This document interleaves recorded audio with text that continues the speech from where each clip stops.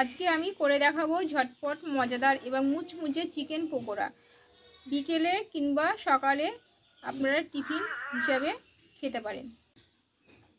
নমস্কার বন্ধুরা, আমি কাকুলি কিচেন হাউসে সবাইকে স্বাগত জানিয়ে প্রতিদিন তোমাদের কাছে একটা নতুন রেসিপি নিয়ে চলে এসেছি। আশা করি রেসিপিটা তোমরা দেখতে থাকো, ভালো লাগবে প্রথম থেকে শেষ অবধি। তাহলে চলো শুরু করা যাক। দেখো, মাংসটা আমি ভালো করে কেটে নিয়েছি, পিচ করে নিয়েছি। 1 চিমটি লবণ দিয়ে দেবো। দেখো, একটু হলুদ লঙ্কা গুঁড়ো দিয়ে দিলাম কিছুটা, আর দিব একটু আদা বাটা, আর দেবো রসুন বাটা, আর দেবো একটু তেল দিয়ে মাংসটা একটু ম্যারিনেট করে রেখে দেবো। মাংসটা আমি কেটে নিয়েছি, মাংস আছে আর মেটে আছে, আমি পাইল দিয়ে করব পকোড়াটা।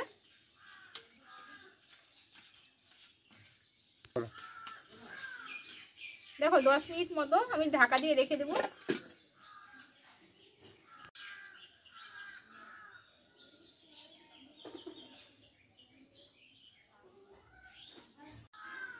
দেখো 10 মিনিট বাদে চলে এসেছি।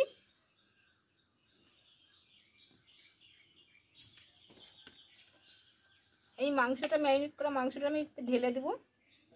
আর এখানে দুটো মোটা সাইজের পেঁয়াজ কুচি নিয়েছি, আমি দিয়ে দেবো।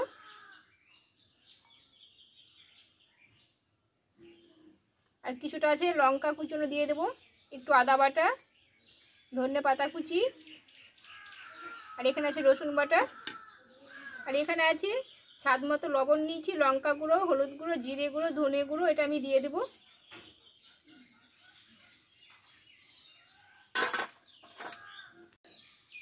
আর 2 চামচ মতো চালের গুঁড়ো নিয়েছি, আমি দিয়ে দেবো এটা।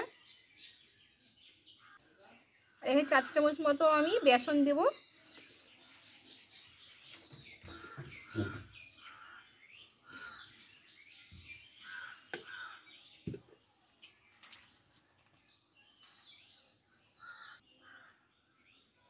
দেখো, বেসনটা দিয়ে ভালো করে আমি ম্যারিনেট করে নেব। জলটা এখন দেবো না, জল লাগলে পরে একটু দিতে পারি।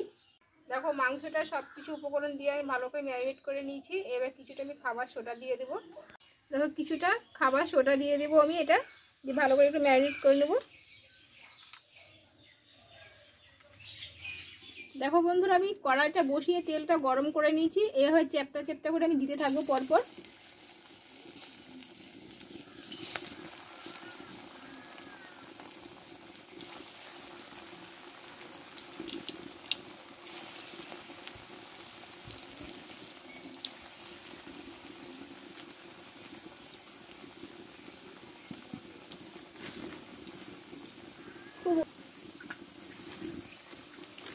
খুব অল্প আছে ভাজতে হবে, ধীরে ধীরে।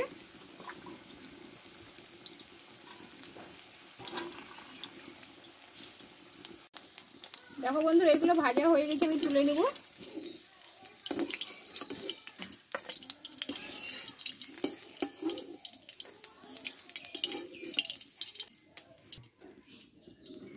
পরবর্তী দিকে থাকবো, পরপরের করে ভেজে নেব।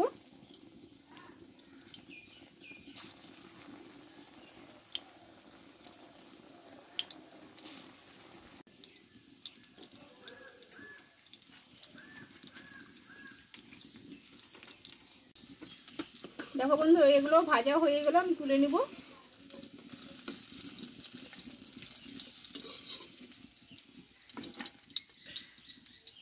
তাহলে বন্ধুরা, চিকেন পকোড়াটা আমার হয়ে গেল। সস দিয়ে সন্ধ্যার সময় সুন্দর লাগবে খেতে। তা তোমরা বাড়িতে ট্রাই করে দেখতে পারো ঘরোয়া পদ্ধতিতে, আশা করি ভালো লাগবে। আমার রেসিপি যদি ভালো লেগে থাকে একটা লাইক করে দিও, আর বন্ধুদেরকে শেয়ার করে দিও। চ্যানেলটা সাবস্ক্রাইব করে পাশে থেকো তোমরা।